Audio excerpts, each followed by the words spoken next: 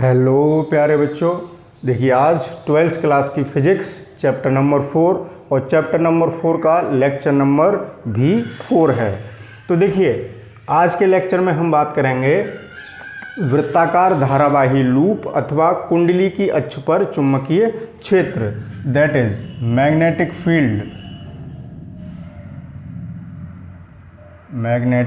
Field produced on the axis of current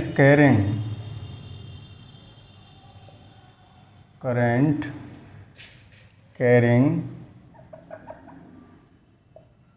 circular loop और coil, loop हो या coil हो, इसकी चर्चा आज होनी है। देखिए बच्चों, पिछले लेक्चर में हमने देखा, यानी अब तक के लेक्चर्स में हमने देखा कि कोई भी धारावाही चालक अपने आसपास चुंबकीय क्षेत्र उत्पन्न करता है, तो ये भी एक धारावाही चालक है।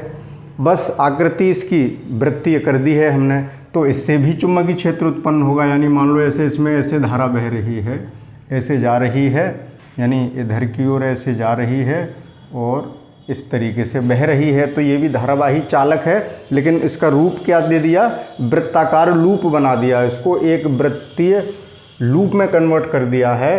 तो इसकी अक्ष पर कितना चुंबकीय क्षेत्र है, यानी इससे आर डिस्टेंस पर, मान लो ये डिस्टेंस कितनी है आर डिस्टेंस पर एक पॉइंट है पी लिख दूँ मैं बच्चों यहीं, चलो बाद में लिखूँगा पॉइंट जैसी हमें ज़रूरत पड़ेगी। इस पॉइंट पर हमें इस धारावाही वृत्तीय लूप के कारण हमें क्या करना है, चुंबकीय क्षेत्र ज्ञात करना है।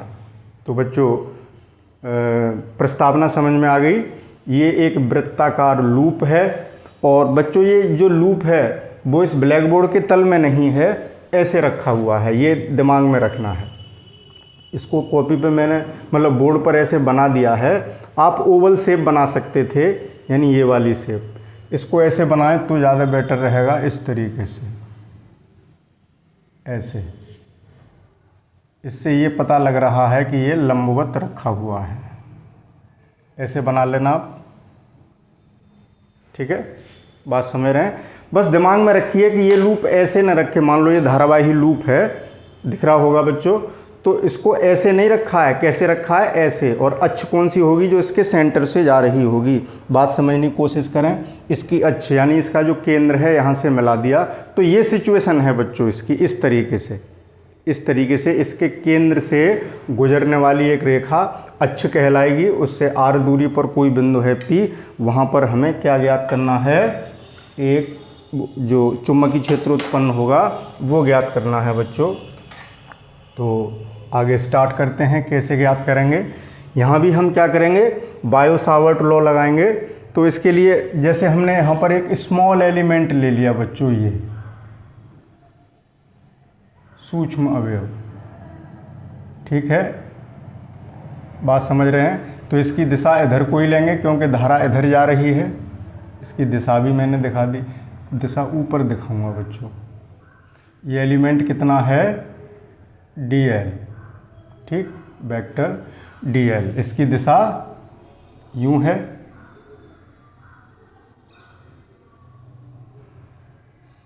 ऐसे करके है, और इसके कारण इस बिंदु पर हम चुंबकीय क्षेत्र ज्ञात करेंगे। तो इसके लिए बच्चों हम एक काम करते हैं कि इस बिंदु को यहाँ से मिलाना होगा। तो देखिए मैं इस बिंदु को इस अल्पांश जो हमने लिया है dl उससे मिलाता हूँ बच्चों। तो या मैं इसको यहाँ मिला देता। बात समझ रहे हैं बच्चों, बात समझ में आ गई। ये पॉइंट यहाँ ले लिया है मैंने, इसके स्थान पर ये है मान लो पॉइंट। तो देखें ये जो अल्पांश है, या इसको ऐसा करते हैं, ये वृत्त को काटने लगा, आपको थोड़ी असुविधा सी लगेगी। मैं इसको बच्चों दोबारा मिलाता हूँ।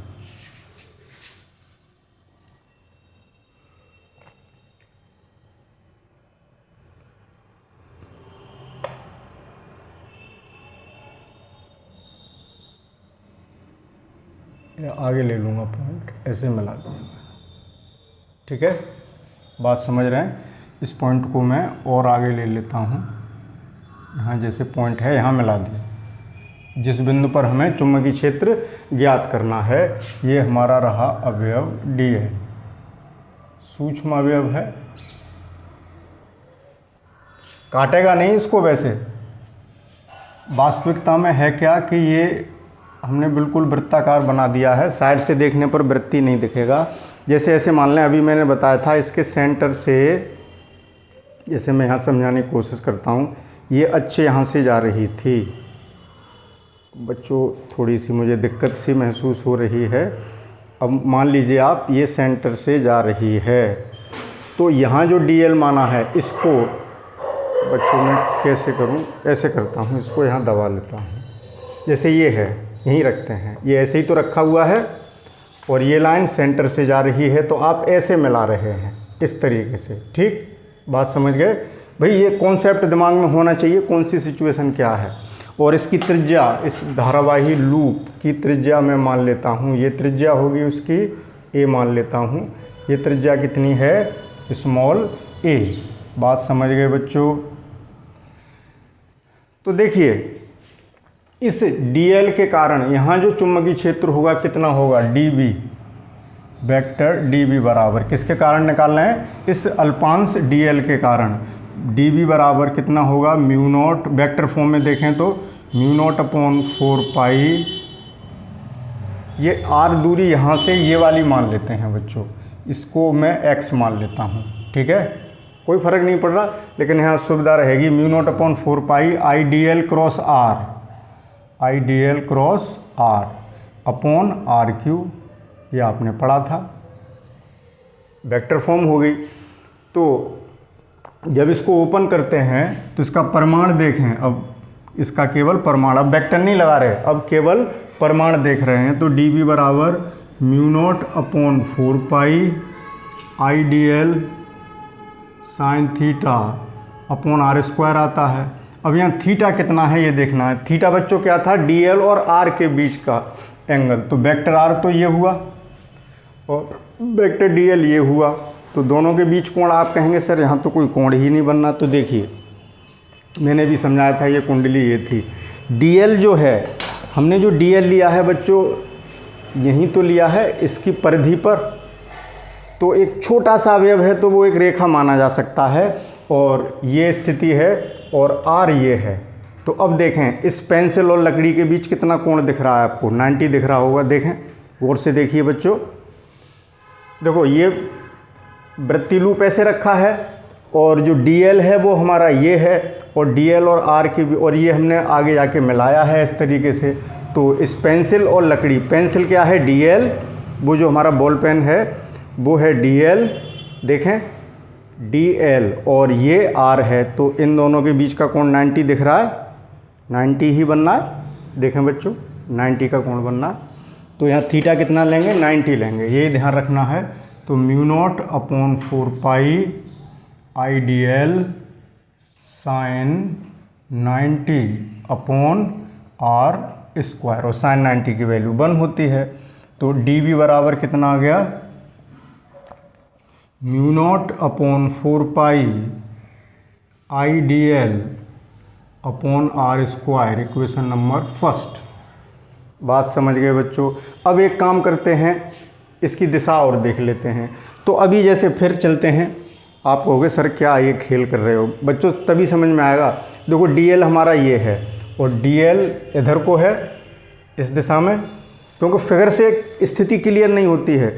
DL की दिशा ये है और R कौन सा था बच्चों, R ये था, ऐसे ही तो बनाया था, ये बनाया था। देखो ये DL की दिशा रही, ये R की दिशा रही। तो अब देखें DL क्रॉस R, हमने 11th में पढ़ाया था कि A क्रॉस B जब करते हैं तो A क्रॉस B का जो रिजल्ट आता है उसकी दिशा किधर होती है, A क्रॉस B की, vector A cross vector B की, A पर भी लंब और B पर भी लंब। यानी अब हमें, ये तो तिरछी जा ही रही है बच्चों, ये कोण तो 90 का था ही, तो अब हमें ये देखना है कि DL क्रॉस R। तो देखो DL तो इधर है, अब मैं ऐसे दिखाता हूँ, DL इधर हुआ, देखिए ये सिचुएशन है, धारा इधर को आ रही है तो dl रहा इधर को, r रहा इधर को, dl क्रॉस r करना है तो स्क्रू को ऐसे घुमाएंगे dl से r की तरफ, ऐसे dl से r की तरफ। तो स्क्रू जब ऐसे घुमाएंगे तो ऊपर को बढ़ेगा, तो यानी ऊपर की ओर दिशा होगी और dl और इस दोनों पे लंब होगी। तो हम ऐसी कौन सी रेखा खींचें जो इस पे भी लंब हो जाए और इस पर भी लंब हो जाए बच्चों? तो वो रेखा होगी ये, देखिए इस लकड़ी पर, ये लकड़ी है r पर लंब हो गई और इसी को मैं यहाँ ला के रख लूँ पेंसिल पर, देखिए तो भी लंब हो गई, दिशा वही है। देखें ये रही हमारी dl क्रॉस r की दिशा, यानी चुंबकीय क्षेत्र की दिशा ये होगी। इस पर भी लंब और ये यहाँ रख दें इस पर तो भी लंब, तो यही तो दिशा है। तो बच्चों क्या दिशा रही, अब आप समझ गए होंगे, इस रेखा पर ऐसे ऊपर की ओर दिशा हो जाएगी। ये रही हमारी दिशा db की, वेक्टर db ये रहा। बात समझ गए बच्चों? दिशा db किधर होगी? तो देखें अब इस कोण को मैं थीटा मान लूं, ठीक है, कितना मान लूं? थीटा, या फाई मान लेता हूं। यहाँ भी थीटा लिखा था, आप लोग ये वाला थीटा ना समझे, थीटा तो यहाँ था, इसको फाई मान लूँ मैं। मान लो मैंने इसको फाई ले लिया, तो देखें इसको मैं आगे बढ़ा दूं, ठीक, तो इस रेखा पर लंब खींच दूं,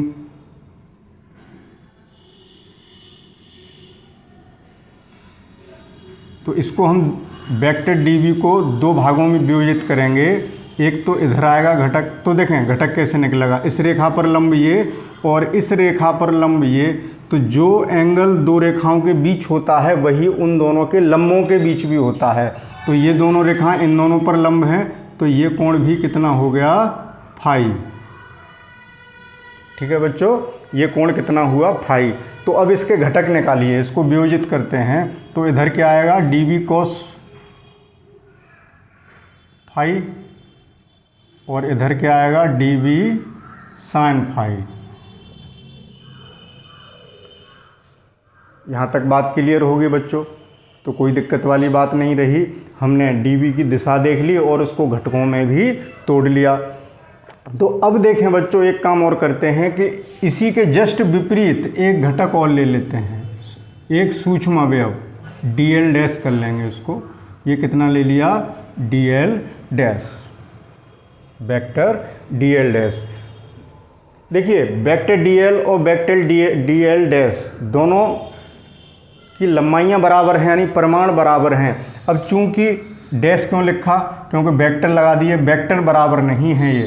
देखिए वेक्टर dl, यहाँ लिखता हूँ मैं, vector dl is not equals to vector dl dash, ठीक है। लेकिन इनके जो परिमाण हैं, dl का परिमाण और dl डैश का परिमाण, ये दोनों कैसे हैं? बराबर हैं। और उनको हम मान लेते हैं कितना है वो? dl, यानी दोनों की लंबाइयाँ dl ही हैं।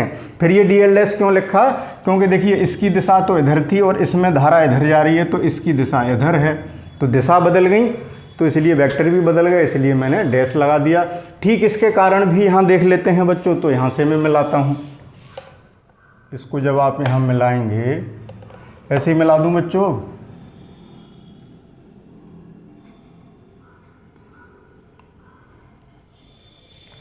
तो सिमेट्री से देखिए, सिमेट्री से आप जब देखेंगे तो अब इस पर ठीक इसी तरीके से, अब इसमें जो दिशा होगी नीचे की ओर ऐसे होगी, ठीक है बच्चों। इसके भी दो अवयव निकाल लेते हैं सिमेट्री से। ये कोण भी फाई होगा, तो ये कोण भी फाई होगा, तो इसके कारण जो चुंबकीय क्षेत्र है वो मैं dv डैश मान लेता हूँ। तो इसका एक घटक, अब देखें चूंकि dl और dl डैश के परिमाण बराबर थे और ये दूरियां, ये भी r रहेगी सिमेट्री से, सममिति से ये दूरी r है तो ये दूरी भी r रहेगी, कोण भी वही रहेगा, तो चुंबकीय क्षेत्र भी वही रहेगा। लेकिन जब वेक्टर लगाओगे तो ये बराबर नहीं है, यानी मैं यहाँ लिखता हूँ कि vector dv dash vector D B बराबर वेक्टर डी बी डैश, ये बराबर नहीं हैं, लेकिन इनके परिमाण अगर देखें, इसका मैग्नीट्यूड और इसका मैग्नीट्यूड, वो परिमाण दोनों के बराबर हैं, और दोनों के परिमाण बराबर जो हैं वो कितने हैं, परिमाण दोनों के डी बी ही हैं, जो ये निकला था। इतना ही वैल्यू इसकी होगी और इतनी ही वैल्यू, दोनों की वैल्यू यही होगी, डी बी डैश की भी डी बी की भी, परिमाण यही होगा दोनों का, लेकिन दिशाएं भिन्न भिन्न हैं। तो इसके भी घटक निकालें तो इसका एक घटक इधर आएगा D B dash cos phi, D B dash cos phi, और D B dash sine phi इधर आएगा। तो D B dash sine phi में यहाँ लिख देता हूँ बच्चों, और ऊपर वाले का घटक वो यहाँ लिख देता हूँ डी बी साइन फाई। दो घटक आ गए बच्चों, बात समझ रहे हैं। अब यहाँ देखें, अभी मैंने लिखा था कि डी बी और डी बी डैश के परिमाण बराबर हैं, वो डी बी ही हैं, तो डी बी कॉस फाई और D B dash cos phi भी बराबर होंगे। डी बी कॉस फाई बराबर D B dash cos phi, ठीक। तो ये दोनों एक दूसरे को निरस्त कर देंगे, यानी ये कंपोनेंट समाप्त हुए, न्यूट्रलाइज हो गए, एक दूसरे से निरस्त हो गए। तो केवल अब ऐसे ही हम एक यहाँ ले लें और एक उसके जस्ट अपोजिट, एक अल्पांश यहाँ ले लें, एक उसके जस्ट अपोजिट, तो जो वेक्टर्स आएंगे, घटक जो आएंगे, एक घटक ऐसे आएगा, एक जस्ट नीचे आएगा, एक ऐसे आ रहा है, एक ऐसे आएगा, एक ऐसे आ रहा है, एक ऐसे आएगा, वर्टिकल, सब एक दूसरे को निरस्त कर देंगे कि जितने सभी सूक्ष्म अवयव उस पर ले लिए जाएं तो सभी ऊर्ध्वाधर घटक कैसे हो जाएंगे, कैंसिल। केवल कौन से घटक जुड़ेंगे, जो क्षैतिज घटक आ रहे हैं वो सबके एक ही दिशा में आ रहे हैं, जैसे दो के एक दिशा में आए, फिर ऐसे ही दो और बना लो, उनके भी उसी दिशा में आएंगे, दो और बना लो, उनके भी घटक उसी दिशा में आएंगे। यानी अगर हम क्षैतिज घटकों को जोड़ दें तो हमें पूरी कुंडली या पूरे लूप के कारण हमें वहाँ चुंबकीय क्षेत्र पता चल जाएगा। बात समझ गए बच्चों, ये क्यों बराबर हो गए थे, क्योंकि परिमाण बराबर थे। तो जो परिणामी क्षेत्र हुआ डी बी, वो क्या होगा, क्षैतिज घटकों का इंटीग्रेशन, ठीक है। बात समझ गए बच्चों। तो क्या रहा, इस बिंदु P पर, अब मैं डाल देता हूँ, तब बिंदु P इसलिए नहीं डाला था कि जगह नहीं बचती। तो बच्चों ये फिगर, ये आपको सब दिख रहे होंगे साफ साफ, जूम करके देख लेना अगर कोई दिक्कत आए आपको तो यहाँ से देखिए। अब क्या करते हैं, तो यहाँ पर जो परिणामी क्षेत्र हुआ B बराबर, वो कितना होगा, इन क्षैतिज घटकों के योग के, यानी डी बी साइन फाई के, क्योंकि डी बी और डी बी डैश तो बराबर हैं। तो डी बी साइन फाई का इंटीग्रेशन कर दें तो हमें क्या मिल जाएगा बच्चों, चुंबकीय क्षेत्र। कहाँ पर, बिंदु P पर, पूरे लूप के कारण। वैल्यू पुट करते हैं बच्चों ये वाली, और देखिए sine of integration D B की वैल्यू ये है, दिस वन दिखाई दे रही है, mu naught upon 4 pi I D L upon R square into sine phi की वैल्यू यहाँ से निकाल लेते हैं बच्चों इस त्रिभुज से। तो साइन फाई कितना आएगा, लंब बटे कर्ण, इसके लिए लंब हो गया A और कर्ण हो गया R, यानी A बटे R, ओके। यही तो आएगा बच्चों, साइन फाई बराबर A बटे R, तो A बटे R। अब देखें जो कांस्टेंट्स हैं वो सब बाहर कर देते हैं। तो देखिए साइन ऑफ इंटीग्रेशन, ओहो ओहो ओहो बच्चों गलती हो गई, कांस्टेंट बाहर लिखें पहले, म्यू नॉट अपॉन 4 पाई, देखो आई भी कांस्टेंट, त्रिज्या भी कांस्टेंट, और ये दूरी जो R है वो कहीं से भी देख लो, जैसे कहीं से भी दूरी देखोगे, जैसे ये यहाँ है, ठीक है, इसके सेंटर से कहीं से भी सिमेट्री से देखें R, वो दूरियां सब कहीं से भी मिलाओगे बराबर रहेंगी, तो ये R भी कांस्टेंट है। तो इसको भी मैं बाहर लिख लेता हूँ, और R स्क्वायर बाहर आके हो गया RQ, अंदर क्या रह गया, केवल DL, क्या रह गया, DL। DL के इंटीग्रेशन का मतलब, DL कहाँ है, वृत्त की परिधि पर, यानी वृत्तीय लूप की परिधि पर। तो इसके इंटीग्रेशन का अर्थ हुआ कि यानी पूरी परिधि, समाकलन योग है, तो पूरी परिधि, तो पूरी परिधि 2 पाई A होगी इसकी, आप इतना तो जानते हैं। तो यहाँ मैं लिखता हूँ, तो B बराबर कितना आ गया, mu naught upon 4 pi I A upon R cube into 2 pi A. वृत्त की परिधि कितनी हो गई? 2 पाई ए हो गई बच्चों। यहाँ तक कोई समस्या नहीं होनी चाहिए। तो 2 पाई से 4 पाई काट दें बच्चों, यहाँ तो काट ही देते हैं। तो b बराबर कितना आ गया? म्यू नॉट अपॉन 2 पाई से ये काटा 2 बार, म्यू नॉट अपॉन 2 आ गया, ठीक है। और आई ए स्क्वायर हो गया, आई ए स्क्वायर हो गया और नीचे आर क्यू हो गया। अब देखें बच्चों, इस त्रिभुज से ये वाला त्रिभुज आपको दिखाई दे रहा है, आर जो निकालें अगर हम, तो आर बराबर अंडर रूट ए स्क्वायर प्लस एक्स स्क्वायर हो जाएगा। आर बराबर अंडर रूट ए स्क्वायर प्लस एक्स स्क्वायर। इसका अर्थ क्या होता है कि ए स्क्वायर प्लस एक्स स्क्वायर की पावर 1/2। स्क्वायर रूट का अर्थ होता है 1/2। तो आर की ये वैल्यू मैं यहाँ रखूँ तो बी बराबर बच्चों क्या हो जाएगा?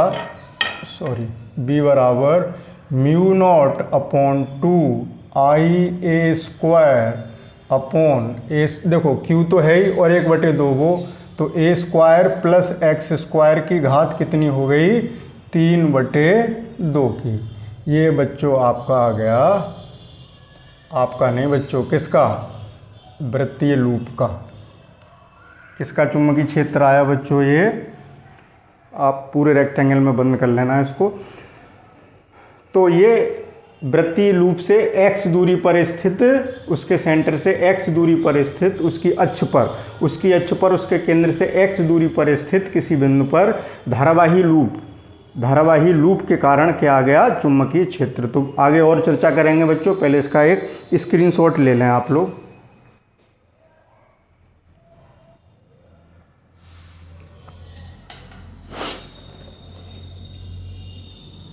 तो बच्चों आपने इसका स्क्रीनशॉट ले लिया होगा। तो अब आगे चलेंगे, अभी और भी बातें करनी हैं बच्चों। ये हटा दें, इसका काम समाप्त हुआ। इसका स्क्रीनशॉट आपने ले लिया है, अगर ये बिगड़ गया है तो कोई दिक्कत नहीं, ये सब हटाते हैं। ये भी हटा दें बच्चों, क्योंकि ये नोट कर लिया है आपने स्क्रीनशॉट में। देखो लूप अथवा कुंडली की बात हो रही थी, तो अभी तो लूप की बात की, अब कुंडली की बात भी करेंगे। हेडिंग में मैंने आपको दिखा दिया इसको हटाने से पहले। तो अब किसकी चर्चा करेंगे? कुंडली की। अब मान लो ये एक लूप ना होकर यहाँ पर n फेरे होते। और एक बात और बच्चों, यहाँ मैंने धारा दिखाई नहीं कि ये धारा जो बह रही है इसमें इस तरीके से जो जा रही है वो कितनी है? I। यहाँ लिखने से रह गई थी। एक बात और बता दूं बच्चों, ये स्थिति अगर आपको ढंग से समझ में नहीं आ रही है ये वाली, तो ये फिगर मैं यहाँ थोड़ा बड़ा करके दिखा देता हूँ आपको कि ये एक्चुअली किया क्या है हमने। जैसे ये पॉइंट है P, बात समझना बच्चों, ये पॉइंट P है और ये वाली रेखा थी, और यहाँ एक घटक ये ऐसे आया था, साफ साफ फिगर बना देते हैं इसका, और एक ऐसे आया था। यही तो इस स्थिति है। ये dv था और ये dv डैश था, और यहाँ ये कोण फाई थे बच्चों।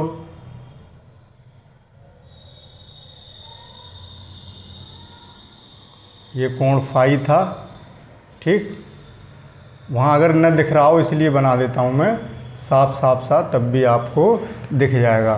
तो इसके घटक हमने निकाले थे, तो एक लंब यहाँ से गिराओगे, समांतर चतुर्भुज बनाओगे ऐसे, और एक घटक यहाँ दिखाओगे।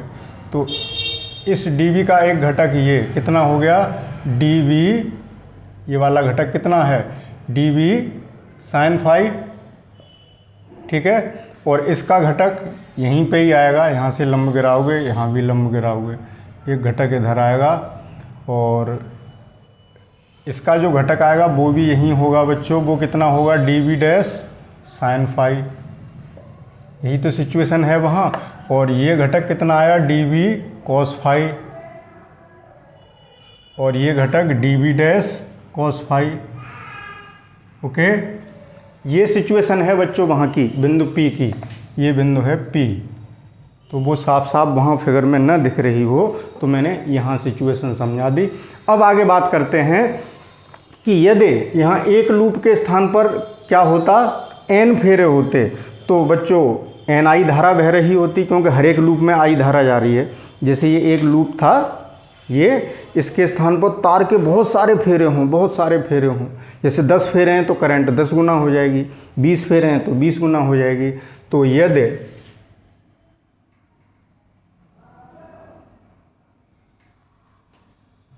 लूप के स्थान पर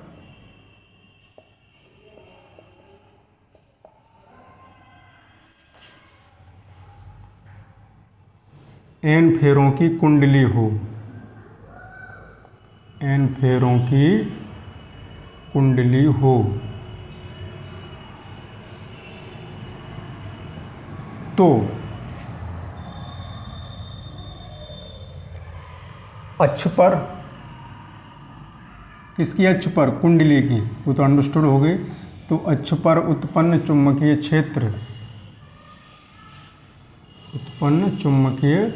क्षेत्र मैग्नेटिक फील्ड B बराबर बच्चों कितना हो जाएगा, n का गुणा और हो जाएगा, तो μ0/2, ठीक, NiA²।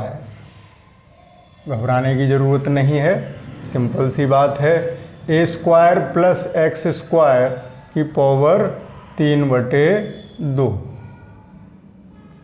ठीक है बच्चों।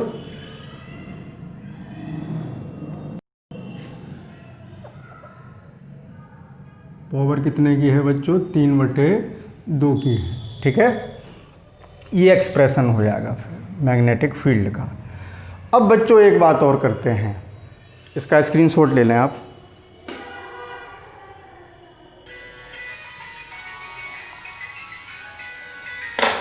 एक सेकंड बच्चों, कॉल आ रही है।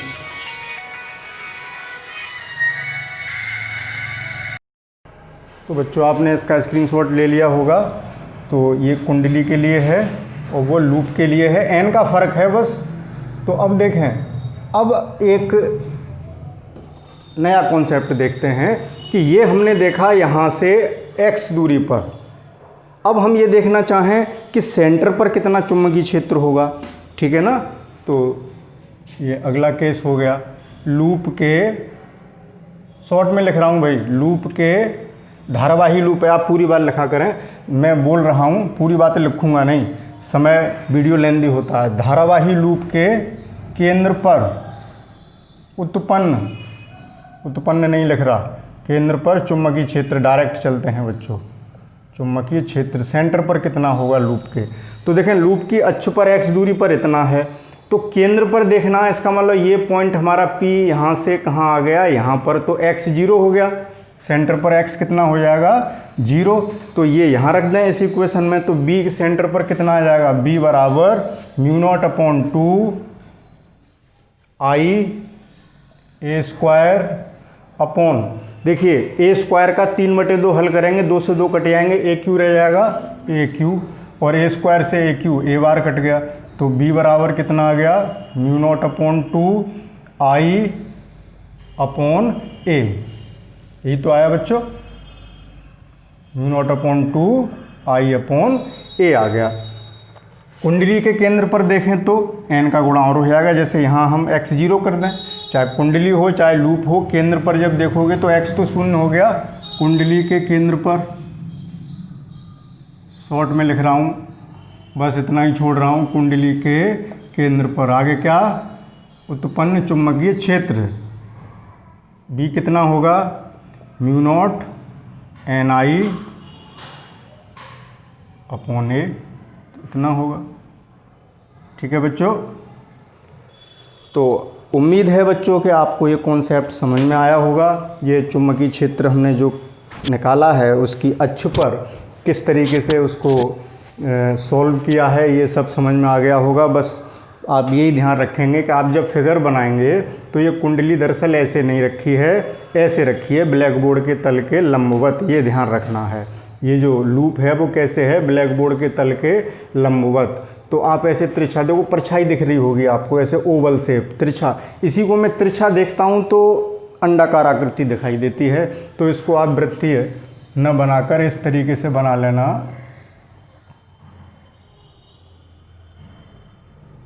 ऐसे है ये वृत्तीय ही, साइड से देख रहे हैं तो उसका साइड व्यू इस तरीके से दिख रहा है। ऐसे एक एलिमेंट यहाँ लेंगे आप और एक एलिमेंट यहाँ लेंगे, यहाँ से धारा दिखा देना, ठीक है बच्चों। एक यहाँ मिलाएंगे और इस DL' से यहाँ मिलाएंगे, मतलब ये फिगर ऐसे कन्वर्ट हो जाएगा। पूरा नहीं बना रहे, समझ गए होगे आप। तो बच्चों आज के लेक्चर में केवल इतना ही, क्योंकि हमने वृत्ताकार धारावाही लूप और कुंडली के कारण उसकी अक्ष पर और उसके केंद्र पर कितना चुंबकीय क्षेत्र है वो सीख लिया है। एक बात ध्यान रखेंगे बच्चों, जो बताना ज़रूरी थी कि दिशा किधर होगी। तो देखो, अगर अभी आपने देखा कि इसमें विद्युत धारा ऐसे प्रवाहित हो रही है घड़ी के विपरीत दिशा में, एंटी क्लॉकवाइज है, तो यहाँ चुंबकीय क्षेत्र की दिशा किधर आई है? चुंबक की अक्ष पर, अक्ष की सीध में ही है। देखो DB इधर ही तो आया है, ये तो निरस्त हो गए थे, तो परिणामी क्षेत्र किधर रहा? अक्ष के अनुदिश बाहर की ओर, कुंडली से बाहर की ओर। कब? जब धारा ऐसे है। अगर धारा क्लॉकवाइज बह रही होती घड़ी की दिशा में तो भी अक्ष के अनुदिश होता, लेकिन DB फिर इधर की ओर, कुंडली के केंद्र की ओर हो जाती।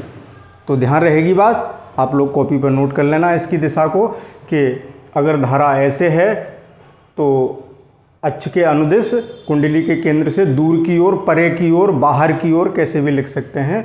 और अगर धारा की दिशा क्लॉकवाइज है तो केंद्र की ओर, अक्ष के अनुदिश रहेगी, अक्ष पर ही, अक्ष के अनुदिश केंद्र, कुंडली के केंद्र की ओर। तो ये दिशा के बारे में भी मैंने बता दिया बच्चों। एक बात और बता दूं कि जैसे जैसे कुंडली के केंद्र से दूर चलते चले जाएंगे, चुंबकीय क्षेत्र की तीव्रता कम होती चली जाएगी, चुंबकीय क्षेत्र कम होता चला जाएगा और सबसे मैक्सिमम होता है सेंटर पर।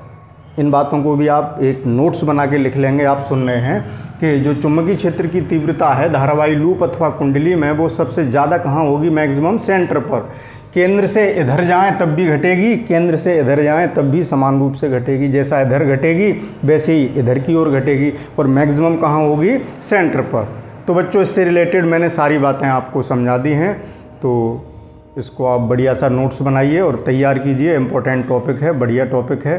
तो आज के लेक्चर में केवल इतना ही, मिलते हैं कल एक नए टॉपिक के साथ। Okay, thank you for watching.